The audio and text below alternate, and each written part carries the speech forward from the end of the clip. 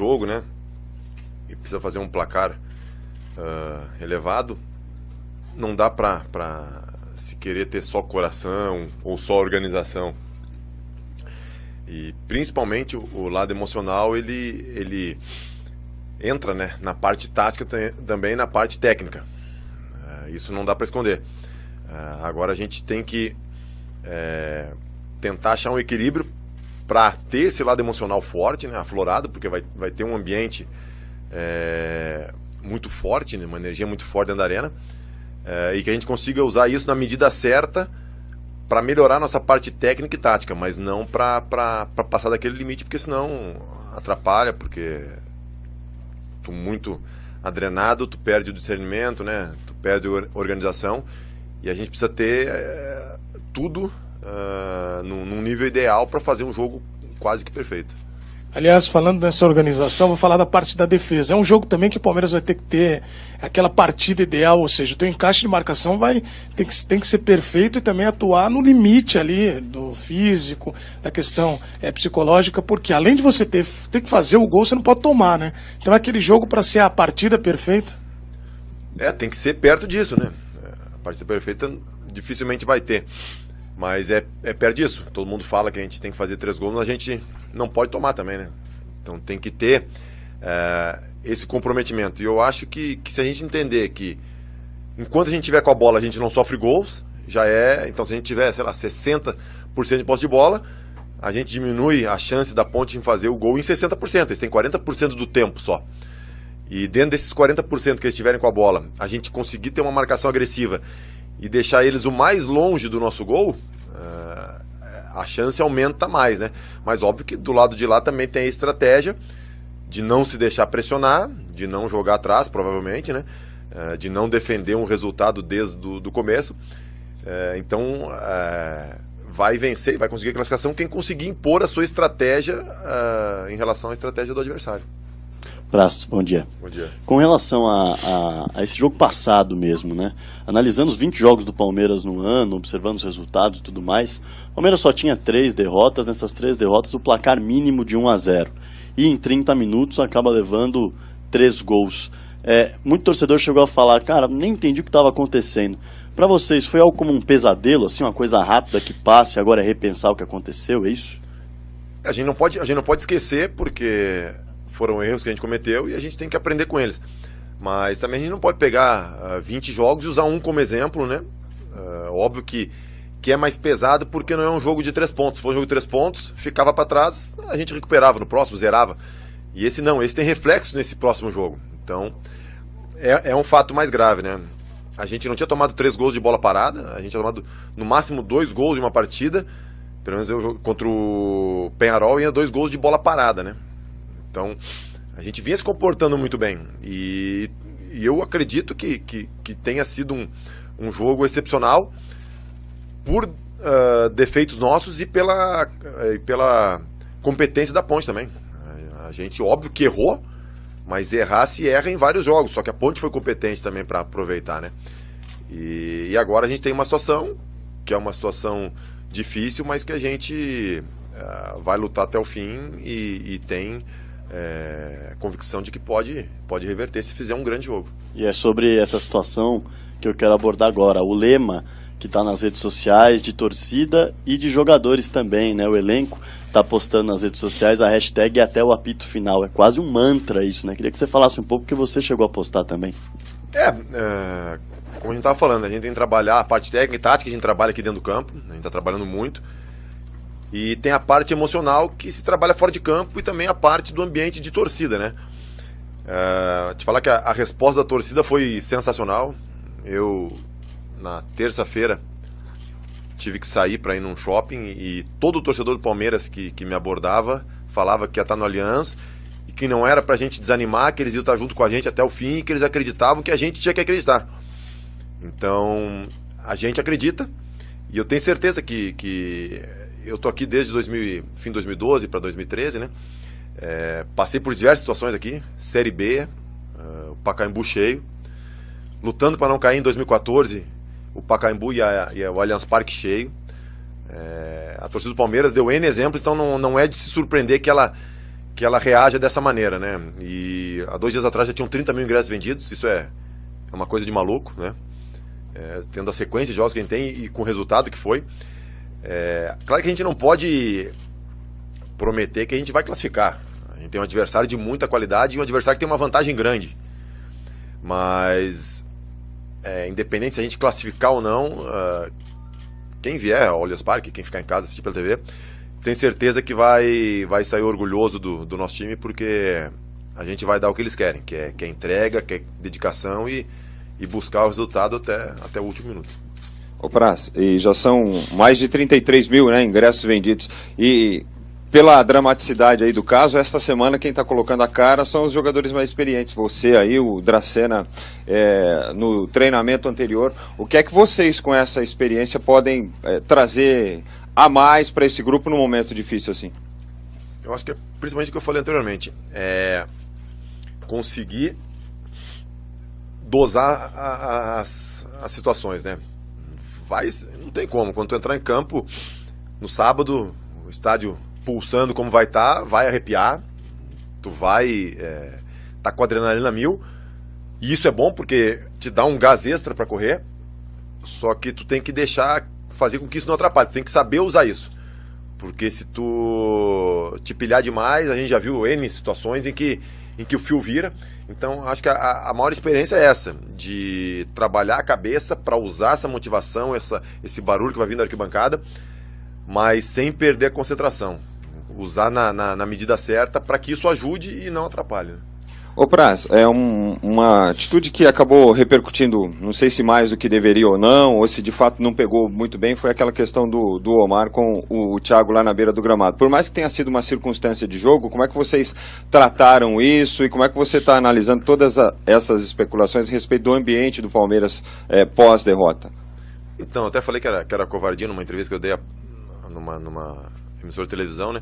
Porque na quarta-feira foi exaltado a união do grupo, que foi um ambiente maravilhoso depois da vitória, né? E na derrota se fala em ambiente, né? A gente não perdeu porque o ambiente é ruim, a gente não ganhou porque o ambiente é bom. A gente perdeu porque a gente jogou mal, e às vezes no futebol, óbvio que o Omar já conversou internamente, já explicou a situação pro Thiago, já explicou pra gente. No futebol, às vezes, infelizmente, não dá para tu pedir por favor, com licença, por obséquio, mas às vezes uma atitude mais forte acontece. Mas aqui o nosso ambiente é tão bom que a gente resolve as coisas internamente, e uma atitude como essa não traz prejuízo nenhum, pelo contrário, faz a gente mais forte, mais experiente, e essas situações só fortalecem a gente. Praz, tudo bem? Claro que a gente vem falando diretamente desde o começo do ano que esse elenco do Palmeiras é um elenco muito qualificado, talvez o melhor elenco do país. Essa é uma chance de mostrar que, além de ser um elenco bom, de qualidade em campo, também é um elenco que pode mostrar uma força numa virada como essa que pode ter no sábado? Eu acho que é comprovar, né? Porque a gente virou contra o Santos em, sei lá, 5, 6 minutos, na Vila Belmiro, que é muito difícil. A gente venceu do Jorge Wilstermann no último minuto. A gente venceu do Penharol um jogo daqueles aos 54 minutos. Então, a gente já provou, só que o futebol é uma provação diária, né? Semanal, 2 vezes por semana. Então é mais um teste, e eu tenho certeza, Leandro, que a gente, no final do ano, no Brasileiro, se Deus quiser na Libertadores, a gente vai estar aqui falando de situações boas, situações ruins, e de mais provas que esse grupo vai passar. Eu acho que um time e um grupo nunca estão prontos, eles vão estar sempre sendo provados. E se tu chegar no momento em que tu achar que tu tá pronto, que o teu grupo tá pronto, que o time tá pronto, que atingiu o máximo, é a hora de mudanças, porque no futebol tu nunca vai conseguir chegar no teu limite. E às vezes até tu acha que chegou, mas sempre tem o que evoluir. E claro que o cenário ideal, a gente sempre fala quando um jogo assim, fazer um gol nos primeiros 15 minutos, e a Ponte deve estar falando, precisamos aguentar os primeiros 15 minutos da partida. É mais ou menos por aí, ou passou um pouco desse negócio, até porque a gente sabe da intensidade que é hoje o futebol, é chance praticamente todo momento, que você pode criar jogando bem, né? O primeiro objetivo é ter intensidade e jogar bem. Isso te leva a ficar mais perto da vitória, né? E depois o segundo objetivo, vencer. E depois vencer pelos 3 gols, né? No mínimo. E esse é muito relativo, né? A gente tem exemplos contra o Santos, final da Copa do Brasil. Também, tem que fazer um gol logo no começo, sei o quê. Virou o primeiro tempo 0-0. Acho que a gente foi fazer o gol do Dudu primeiro com 30 do segundo tempo. Então, faltavam 15 minutos. E saíram 3 gols, saíram 2 nossos e um do Santos. Contra o Penharol também, a gente foi até o final. A gente virou o jogo perdendo, né? Então são situações que, óbvio, dentro de um cenário ideal, o ideal é se fazer um gol logo cedo para tu ter mais tempo para fazer um número menor de gols. Mas eu acho que a gente mesmo já provou que até o último segundo, enquanto tiver chance, pode acontecer. Tem que acreditar, não pode esmorecer, porque do lado de lá a gente tem um adversário que, se a gente baixar a guarda, eles não cauteiam a gente. Prazer aqui, tudo bem? Tudo bem? Esse ano mesmo vocês já fizeram alguns placares elásticos, assim, né? Teve 4-1, 4-0, 2-3-0. Tem algum jogo que você considere que é um modelo ideal aí, que se vocês jogarem como jogaram naquele dia, podem chegar nesse resultado? Então, é difícil falar porque a gente já fez o placar, mas em jogos que não precisava desse placar, né? E de repente, teve outros jogos que a gente venceu de 2-0, 2-1, de repente, se precisasse fazer 3 ou 4, a gente teria feito, né? Porque o jogo não te exigia um placar dilatado. Então é um jogo totalmente diferente do que é esse. Dependendo se todos esses outros jogos fossem por necessidade a gente de fazer 3 gols, de repente a gente não teria feito, ou em vários outros também teria feito, porque necessita do placar, né? Então é uma abordagem diferente de um jogo normal. Eu acho que por isso que não dá pra comparar muito, porque não se joga ao natural num jogo que tu precisa fazer 3-0, né? Hoje a gente teve um treino fechado, ontem a gente teve treino fechado, e normalmente isso não é comum, normalmente se fecha na véspera, quando você quer fazer algum treino tático que não quer que o adversário saiba, enfim. Essa mudança de postura, até por parte do Eduardo, da comissão técnica, de querer blindar um pouco mais, de fechar um pouco mais, você acha que isso funciona? Você que já jogou em outros lugares em que nem concentração tinha e de repente também tinha jogos importantes para fazer, você acha que isso ganha jogo? Então, muita gente critica isso, fechou o treino para quê? Às vezes tu vai fazer uma jogada ensaiada, se tu deixar o treino aberto, não vai ser surpresa pros caras, os caras vão marcar. Se tu for fazer uma variação de time, se for jogar com 5 atacantes, se for jogar sem zagueiro, isso tudo o adversário vê e se prepara. Então, às vezes, ele vai perceber isso com 15, 20 minutos. De repente, na primeira jogada do jogo, é uma jogada ensaiada, uma falta, um escanteio, e tu consegue fazer um gol, e de repente, se tá isso visto por todo mundo, não é. Então, eu acho que esporadicamente é interessante fazer, até porque tu pode criar alternativas, não quer dizer que tu vai fazer alguma coisa diferente, mas tu tem a possibilidade de treinar isso e o teu adversário não saber, né? Eu prefiro enfrentar o adversário que eu saiba as jogadas ensaiadas. Na Libertadores, do ano passado, a gente estudava muitos adversários, sabia as jogadas ensaiadas do Rosário, do Nacional, e aqui no Allianz Parque, eu me lembro muito bem do Rosário, ele tentou fazer 2 jogadas ensaiadas que a gente antecipou porque a gente tinha visto em jogos anteriores deles. Ô Prazo, tudo bem? Nesse cenário também de treinamento fechado, logicamente vocês devem estar levando em consideração a disputa aí para os pênaltis, né? Vocês até treinaram isso e foram muito exaltados as batidas da Ponte, né? Que foram batidas muito boas, indefensáveis para o Vanderlei. Você chegou a estudar? Realmente existe pênalti indefensável? Como que você lidou com isso? Existe pênalti indefensável, sim. O pênalti que não vou dizer que todo pênalti bem batido é gol, mas a chance de um pênalti bem batido, que é o quê? Um pênalti batido com firmeza e no canto, a gente fala na redinha, entrar é muito grande. Óbvio que existem situações que tu consegue defender, mas óbvio que a gente tem que treinar pênalti porque é uma situação que pode se apresentar. Mas antes dos pênaltis tem 90 minutos pra gente conseguir fazer o placar que nos leve aos pênaltis, né? E na tua carreira você chegou a ter uma situação parecida com essa de ter que reverter uma vantagem de 3 gols? O que te leva a crer que isso é possível? Me leva a crer o futebol, a história do futebol, a qualidade do nosso time, o ambiente que está se criando, e eu acho que a Ponte também sabe que é difícil, né, a gente reverter, mas eles sabem que tem a possibilidade também. Tanto é que estão se preparando de uma maneira respeitosa, e a gente vê as declarações do Gilson, dos jogadores da Ponte, e eu acho que vai ser um grande jogo, e com certeza, se fosse ao contrário também, eles teriam que acreditar. Não é uma coisa impossível, é um resultado difícil, óbvio, um resultado largo, mas no futebol tudo é possível. Teve alguma situação na tua carreira?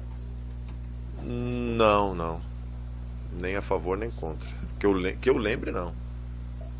Agora, posso lembrar mais pra frente, mas agora não me vem à mente, não. O Prazo, deu uma apertada na situação, a gente já sabe que você vai aparecer aqui, né? Pra falar com a gente. Eu queria saber se apertar e for pros pênaltis o jogo, você vai aparecer, tá pronto também, não só pra defender, mas também pra bater, como já fez outras vezes. Não, eu vou tentar defender. Bater não é comigo. Tem outros jogadores que batem melhor. Na Copa do Brasil foi uma situação esporádica, porque saíram alguns dos batedores nossos, outros não estavam inscritos, e tinham alguns meninos que Matheus Salles, Taylor, que estavam entrando no Palmeiras, na equipe, então se decidiu por eu bater. Mas óbvio que eu sou um jogador ali na decisão de pênalti, sou um jogador como qualquer outro. Se o treinador achar que eu deva bater e eu tiver confiança para bater, eu bato. Mas a gente tem que se preocupar com o jogo dos 90 minutos. Os pênaltis a gente deixa para pensar depois, se chegar nessa situação. São muitos elementos motivadores para vocês, né? Tem a torcida aí que já vendeu mais de 30 mil ingressos, as viradas recentes. Eu queria saber você, pessoalmente, nos teus rituais, se você tem alguma coisa que você usa para se inspirar, algum som que você ouve, alguma coisa que você lê, como é que você se inspira, ou se os próprios jogos do Palmeiras te causam isso? Eu me inspiro na projeção de futuro, cara. Eu me inspiro na projeção do que eu posso deixar marcado na história do clube se eu fizer determinada coisa, né? Como é conquistar títulos e como é um jogo nessa situação. Então, tu sempre tem as duas maneiras de ver, né, uma situação. Tu tem o lado bom e o lado ruim. Tu escolhe o lado que tu quer analisar. Então a gente tem eu vejo pelo lado bom. A gente tem a chance de chegar a uma final de campeonato de uma maneira histórica, que vai ser lembrada daqui a 20 anos, como o título da Copa do Brasil, como o Campeonato Brasileiro. Isso com certeza, se a gente conseguir, não é uma coisa que vai se esquecer. Ninguém lembra como é que foi a semifinal do campeonato do ano passado, do ano retrasado, vai lembrar um outro detalhe. Mas uma semifinal como essa, se a gente tiver êxito, é uma coisa que marca. Então, uma das coisas que me motivam também é isso, de deixar marcado o nome na história. Prazo, bom dia. Você comentou que o ambiente que tem sido criado é muito de otimismo, muito positivo. Eu queria saber como é que o elenco tem conversado esses dias entre vocês, jogadores. Teve alguma conversa que foi marcante, até porque, apesar do elenco ter sido campeão brasileiro no ano passado, muitos jogadores ainda não têm o título paulista no currículo. Queria saber se teve alguma conversa entre vocês, algo que ficou marcado aí, que deu essa injeção de otimismo para vocês. A primeira injeção de otimismo veio de fora para dentro, né? A reação que a torcida teve. Porque a gente sabe que a gente conseguiu várias coisas aqui no clube nesses últimos 5 anos que eu tô aqui, muito por influência da torcida, né? A torcida se comportou de maneira diferente, de repente, de outros clubes, e isso foi importantíssimo para o Palmeiras estar onde está agora. Mas a conversa é daquilo que eu falei, de deixar tudo em campo, de fazer o possível e o impossível para tentar conseguir o resultado, né? Se a gente vai conseguir ou não, é outra situação, mas a gente vai fazer de tudo, e como eu falei, eu tenho certeza que, claro, se classificar, o palmeirense vai ser muito mais orgulhoso, né? Mas o palmeirense vai ver um time dentro de campo que vai dar orgulho para ele, pela tradição da equipe, pela entrega, pela luta e pela qualidade do futebol também. Ô Prazo, a torcida aqui. A torcida já se, entre aspas, acostumou com esse drama e acreditar até o final. Você acha que nessa partida contra a Ponte vai ser com essa dose de emoção também, até pela necessidade de tantos gols, pela dificuldade de um adversário que se posta bem? Eu acho que pela vantagem que a Ponte criou, não tem como ser um jogo tranquilo, né? E creio que nem para nós, nem para eles, né? Mas principalmente para nós, óbvio. Quem tem a vantagem de 3 gols é a Ponte. Mas com certeza vai ser um jogo muito, muito disputado e com os níveis de tensão bem altos. Então a gente tem que trabalhar esse fator também, que é um componente muito subjetivo, né? Cada um reage de uma maneira, e ainda mais um jogo ali em situações momentâneas, muito rápidas, né? Então as reações não são muito treinadas, né? Tu tem que te condicionar algumas coisas. Legal. E outra questão, o quanto o fortalecido sairá o Palmeiras de uma classificação como essa? Você já falou de repente ser inesquecível. O quão forte entrará o Palmeiras numa decisão se vier essa classificação? Como eu falei, é uma vantagem grande que a Ponte tem, é uma batalha, uma missão difícil pra gente, mas eu acho que é diretamente proporcional à dificuldade, né? O benefício que vai nos trazer é diretamente proporcional à dificuldade do jogo. Quer dizer, se a gente conseguir uma classificação dessas, da maneira como está se apresentando a situação pela dificuldade, vai ser sensacional para todo mundo. Para o time, para a torcida, para o grupo, para o campeonato, para a sequência do ano. Seria para a gente um acréscimo de energia absurdo. Oi, Praz, tudo bem? Eu vou ser um pouco do assunto da Ponte do Palmeiras, se me permite, na entrevista coletiva, até porque a gente não vai conseguir falar isso durante essa semana sobre esse assunto.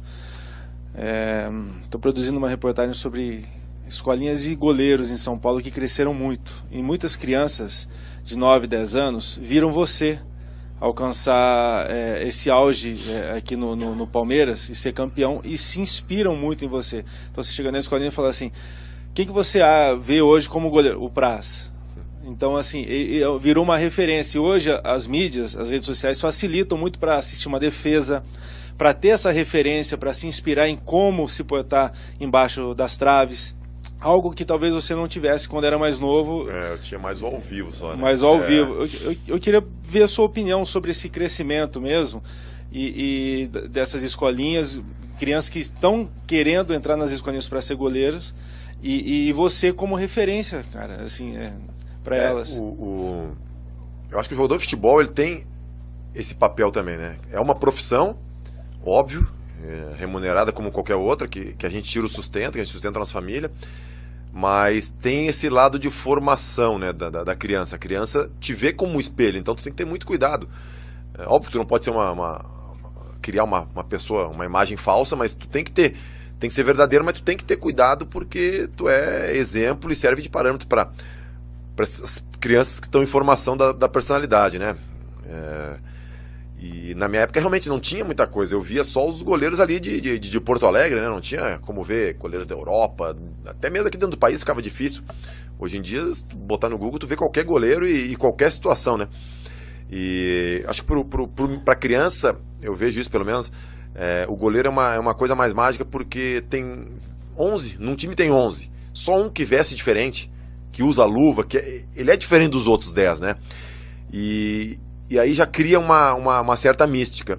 E pensando mais profundamente assim no futebol, eu acho que o goleiro, ele com o tempo ele foi se dando mais importância ao goleiro. Antes o goleiro era só o cara que ficava lá para defender a bola. Hoje o goleiro tem uma importância muito mais dentro do esquema de jogo. Ele participa mais do jogo, ele está inserido no time. Antes parece que era parte. Tanto é que os sistemas de jogos são 4-3-3, 3-5-2, são só 10, não tem o goleiro, né? E hoje o goleiro está muito mais inserido, ele participa de uma jogada de ataque, de uma jogada defensiva, de uma saída de bola. Então isso também, de repente, traz mais atenção para o menino, porque ele não se sente deslocado mesmo sendo goleiro e se vestindo diferente. Ele se sente parte do time também. Então ele não precisa mais ser excluído da equipe, vamos dizer, para ser o goleiro. Hoje ele pode ser o goleiro que ele gosta, que ele acha que tem essa mística de se vestir diferente, de ter uma função diferente, mas ele se insere dentro do grupo, mesmo assim. Só para encerrar, o fato da criança já saber o que quer, com 9 anos, falar, quero ser goleiro, eu nasci para isso, eu sei defender. Você já era assim e tal? Não, eu fui descobrindo aos poucos. Eu comecei jogando na linha e aos poucos fui tomando gosto pelo gol, mas também já faz 30 anos já que eu tô aí debaixo das traves. Muita garra, muita luta, o Palmeiras campeão.